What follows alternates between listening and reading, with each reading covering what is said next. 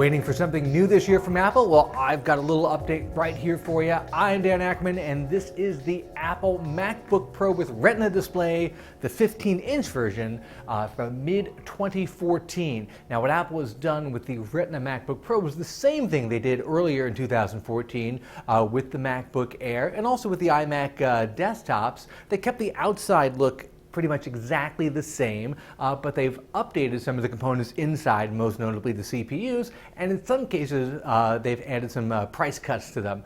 Those MacBook Airs went down by $100.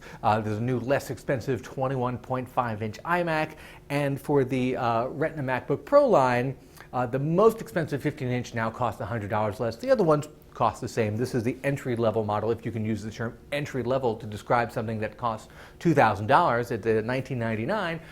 And what you get new in this year's version versus last year's across the Retina Pro line is a slightly faster CPU, just a very modest spec bump. A bunch of them double the RAM from either 4 gigs to 8 gigs, or in this case to 16 gigs.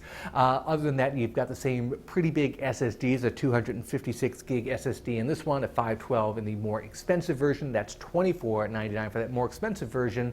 But if you stick with this one, you also lose out on the discrete NVIDIA graphics. This guy just uses Intel's integrated Iris Pro graphics. Of course, you still get the main highlight of that MacBook Pro line, which is that Retina display, that super high resolution display.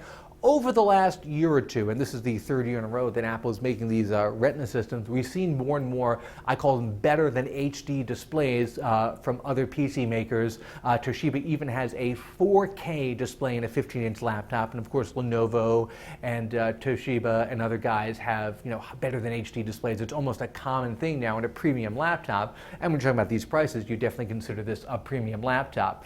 This model versus the one from last year, performance is a hair better because of the faster CPU. Battery life is about the same, still 9 hours, still very good for a high-powered premium laptop.